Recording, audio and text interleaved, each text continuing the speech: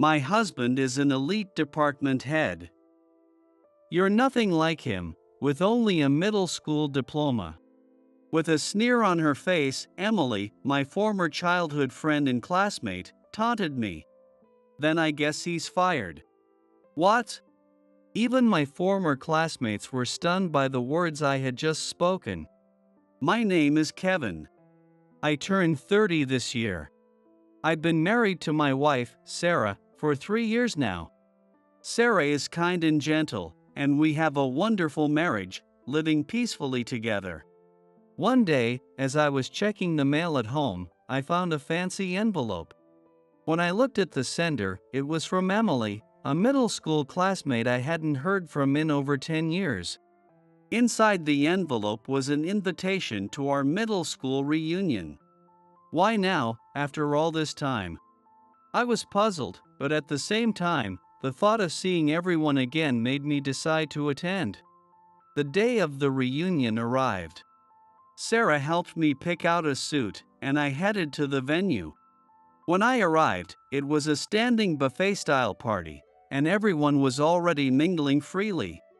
I exchanged greetings with a few people and was enjoying the food when Emily, who was organizing the reunion, approached me. "Oh, look at this dull group. Just a bunch of poor people." Emily sneered down at us, clearly mocking. I was never the type to stand out in class. "Kevin, it's been a while." I was worried, wondering what you were doing and where you were. Emily spoke to me with a mix of sarcasm and disdain. We had once been childhood friends, living close by. "I'm getting married soon, so I gathered everyone here today to share the news." "Oh, congratulations. My husband is an elite department head." "You're nothing like him, with only a middle school diploma." Emily sneered again. Her words stung, but not wanting to cause a scene, I sincerely congratulated her. Others around us also offered their congratulations. Emily, satisfied, continued talking. "I absolutely expect you all to attend my wedding. My husband is set to take over his family's company after the wedding, so there will be a lot of guests on his side. That's why I'd like you all, my middle school classmates, to attend as guests on my side." She handed out wedding invitations as she spoke. It was obvious she just wanted to show off, but no one dared to say anything and took the invitations. "You're coming, of course?" After all, we were childhood friends. Emily emphasized childhood friends in a deliberate way. Emily's mother and my mom were apparently good friends back in school. However, I lost my mother when I was in 3rd grade, and after that, I was raised by my father, who worked in a factory making machine parts. That's when everything changed. My father tried to drown his loneliness in alcohol and gambling after my mother passed away, and my life changed completely. We had to sell our house and move to a rundown apartment. Even when I started middle school, I couldn't afford a new uniform and had to make do with hand-me-downs from relatives. My father never attended a single school event, like open houses or graduation ceremonies. Because of that, my classmates started calling me poor and filthy, hurling cruel insults at me. Seeing this, Emily began to distance herself from me, and by middle school, she was leading the charge in bullying me. In the 3rd year of middle school. "Dad, about high school." I cautiously brought up the topic, only to be met with a furious outburst. "What are you talking about? There's no way I'm sending you to high school." "What?" I was taken aback and found myself at a loss for words. Even though I desperately tried to convince my father of my desire to continue my education, he stubbornly refused to change his mind. Soon, the news that I would be working right after middle school became a topic of discussion in class. Among those who mocked me was Emily, who was at the center of our class. "What? You're going to work after middle school?" Well, with only one parent, I guess you can't afford high school. How pitiful for someone as poor as you. When Emily said this, the other classmates snickered. I desperately wanted to change my situation. On the day I graduated from middle school, I quietly left home and took a train to the city by myself. I had no one to rely on, and I was filled with fear and anxiety. Since that day, I've rarely returned home, or even to my hometown. I kept in touch with a few close friends from time to time, but that was it. Later, I searched for work in the city, but with only a middle school diploma, very few places were willing to hire me. The only job I could find was at the cleaning company where I currently work. Given that I've always been a bit of a neat freak, this job seemed to suit me.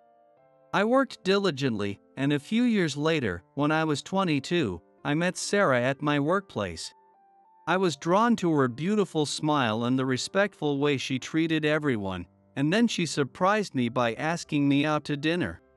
We continued dating and eventually got married. When I decided to marry Sarah, I figured I should at least inform my father, so I gave him a call. But he sounded utterly uninterested. "Oh, someone actually wants to marry you? She must be pretty quirky." "Dad, that's not a very nice thing to say."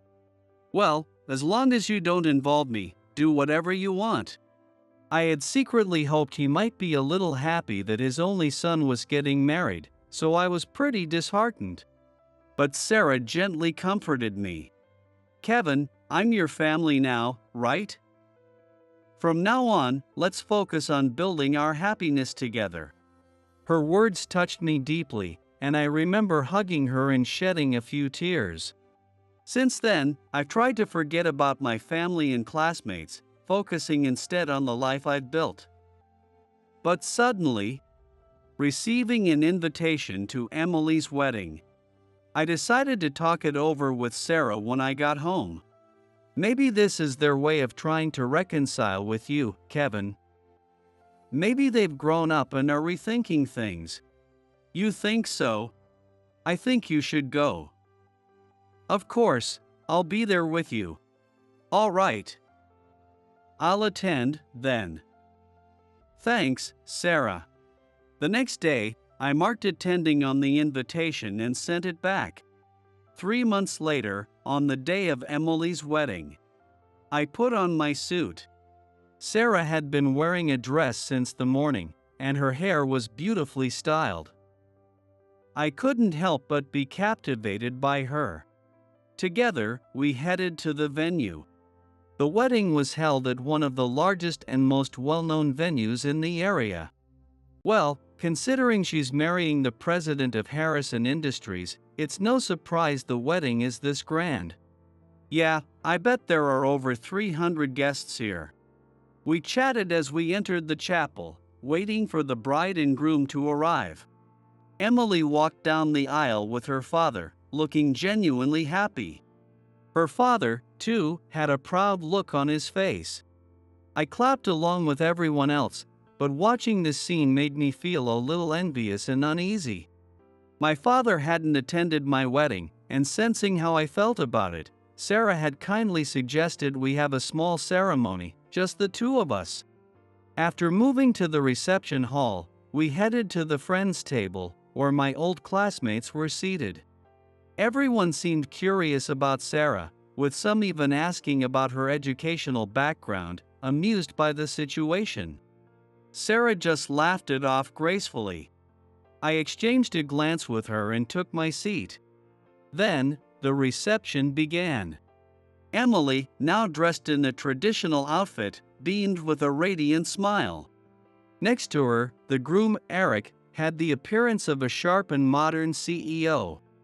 Everyone applauded the couple, celebrating their union. It seemed that many of the guests were executives and employees from Harrison Industries, all gathered to celebrate the couple's new beginning. Harrison Industries is a mid-sized machine design company, and it was no surprise that the wedding of its president was such a grand affair. As the reception reached its midpoint, The bride and groom exited for a quick wardrobe change. Taking this opportunity, I stood up and told Sarah I was heading to the restroom before making my way outside the venue. To my surprise, I ran into Emily and Eric, who had just exited earlier. They were taking commemorative photos after their exit. I hadn't anticipated bumping into them, and feeling slightly flustered, I quickly offered my heartfelt congratulations. "Emily, thank you for inviting me today. Congratulations on your marriage." Emily's expression turned sour as she responded with a dismissive tone. "Oh, you actually came. Did you manage to put together a proper gift? You seem to be wearing a decent suit, at least. Is this guy one of your classmates?" Eric, standing beside Emily, looked me up and down with a scrutinizing gaze. "Yes, he is. I didn't really want to invite him because I was embarrassed, but he insisted on coming." "Embarrassed? Why?" Eric asked, glancing at Emily. "I never insisted on coming. In fact, I'm sure all the classmates here today felt the same way. We only came because Emily urged us to." The words were on the tip of my tongue, but I held them back, not wanting to spoil their big day. However, Emily and Eric continued to mock me without any regard for my feelings. "Because he's only got a middle school education." Emily pointed at me as she spoke. "Whoa.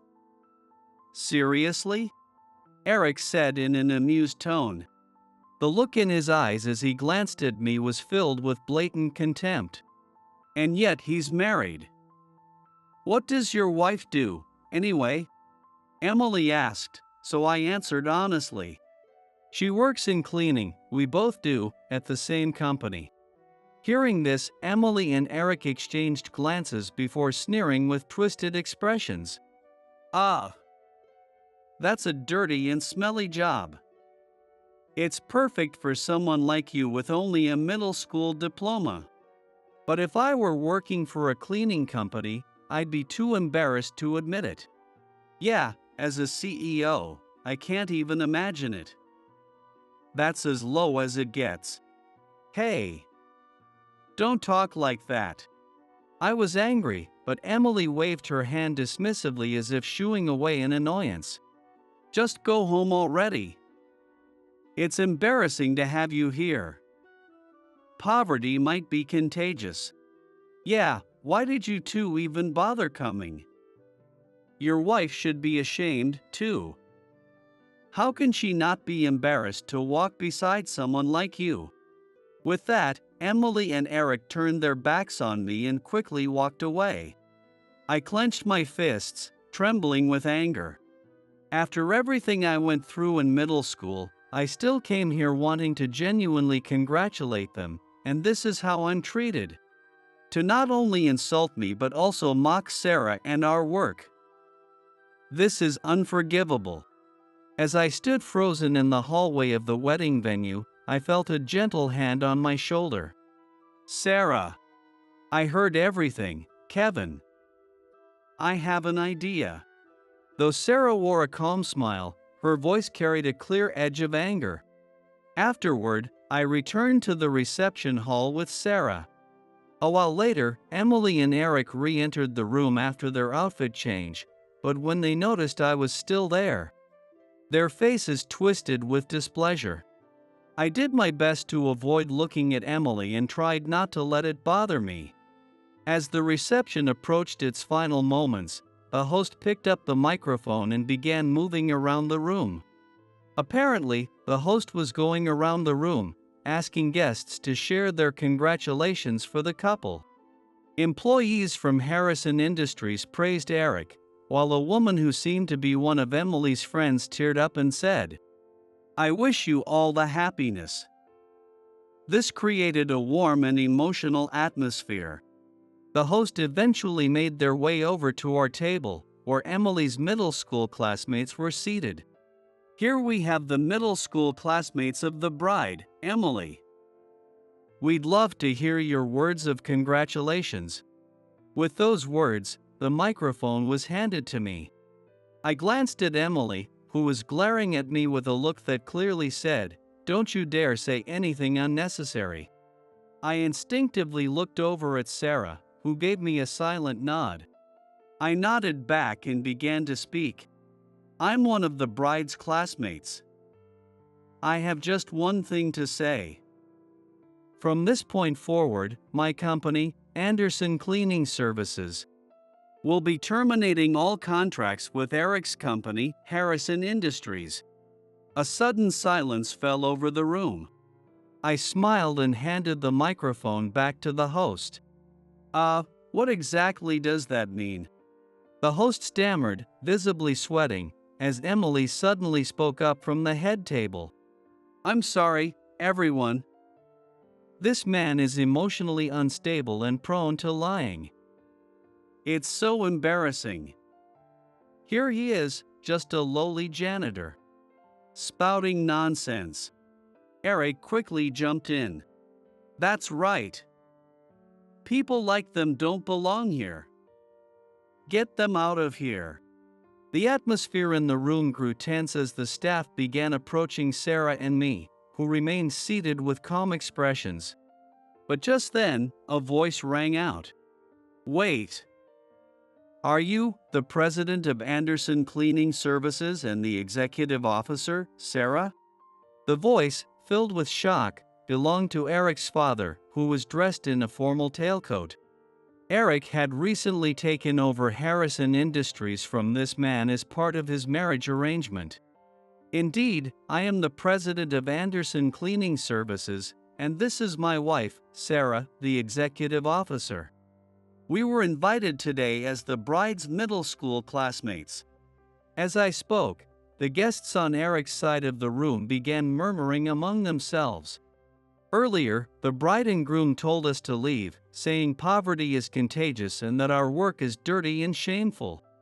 Please forgive us for staying despite their request. Sarah said this calmly, and Eric's father, his face turning pale, began shouting at the head table. Eric apologized to these people immediately. But Eric and Emily, half smirking, replied, "Ha! Dad, what are you talking about? Why should we apologize to people like them?" "Exactly. Who even are these people?" Eric's father, his voice trembling, yelled again. "Eric, don't you recognize the name Anderson Cleaning Services?" "Ha! Anderson Cleaning Services." Eric muttered, and as the realization dawned on him, his face grew increasingly pale. "Wait, you mean our major client?" "What?" Emily gasped in shock at Eric's words. "That's right. Recently, we commissioned your company to design and develop cleaning equipment for our business," Sarah said quietly, and I continued. "We also recently placed an additional order for the development of a new vacuum model." In reality, Sarah is the daughter of the owners of Anderson Cleaning Services, a company that I joined after moving to the city. The company I joined after moving to the city was actually run by Sarah's parents. Today, in addition to providing cleaning services, the company develops its own line of cleaning products and has recently entered the e-commerce business. As a result, it's one of the rare cleaning companies that has grown into a $100 million business, with over 6,500 employees at its headquarters alone. I worked my way up from the ground level, contributing to the development of cleaning products that became hits, eventually earning the position of head of product planning at the headquarters. It was there that I met Sarah, and we eventually got married. Despite knowing that I only had a middle school education, Sarah and her family welcomed me warmly. Wanting to repay them for their kindness, I threw myself into my work.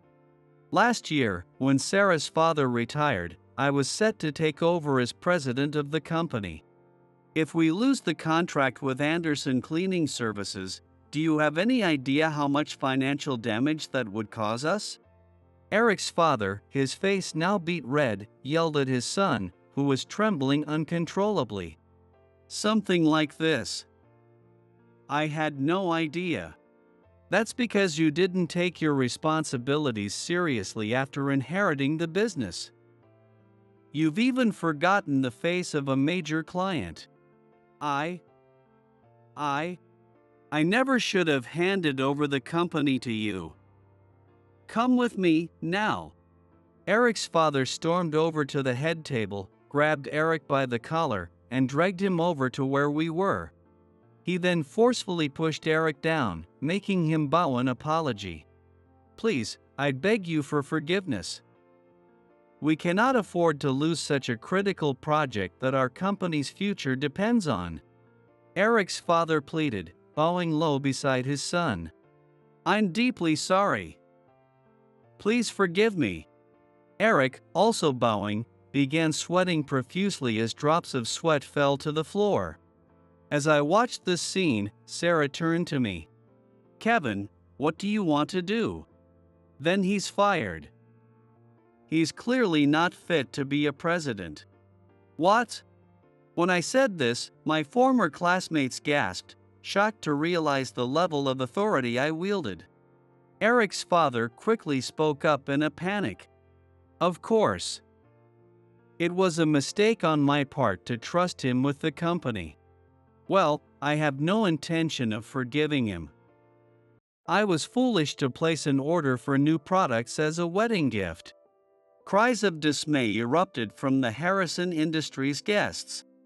I even noticed Ryan, the head of sales, collapse in a fit of panic.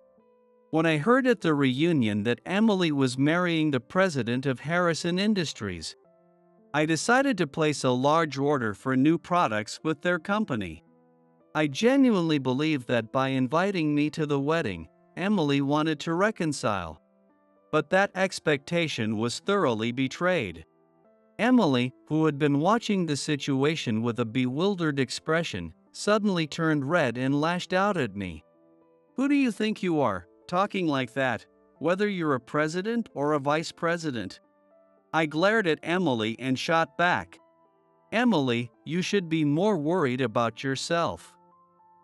If we pull our business, Harrison Industries will suffer significant losses. You might not get to enjoy that luxurious life as a stay-at-home wife you were bragging about." Emily's face turned pale as she finally realized the gravity of her situation. "Kevin, let's go." "Yeah, Sarah."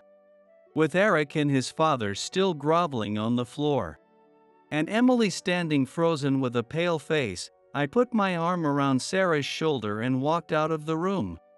Afterward, we did indeed terminate our contracts with Harrison Industries. The company suffered severe financial damage as a result, and Eric was stripped of his position as president to take responsibility. Disowned by his father, Eric lost everything: his status, his money, all of it. It seems that with nothing left to hold on to, Eric and Emily eventually chose to divorce as their arguments became constant. Abandoned by her family and with no one left to turn to, Emily now reportedly works in the nightlife industry, living on her own. As for us, we've continued to live peacefully. Recently, we welcomed a beautiful baby boy into our family. Sarah and her family are overjoyed and have been doting on him ever since. I'm so happy that I met you, Sarah. There was a time when I had given up on life. That day, when I boarded the train, desperately seeking somewhere to belong. Even though I was terrified, I'm now truly grateful to my younger self for taking action that day. I'd like you to come with me to visit my mother's grave soon, and, if you're okay with it, I'd also like us to visit my father together." When I said this quietly, Sarah smiled warmly and nodded. "Of course. From now on, I plan to cherish each day as I protect my family and the company that we've built together."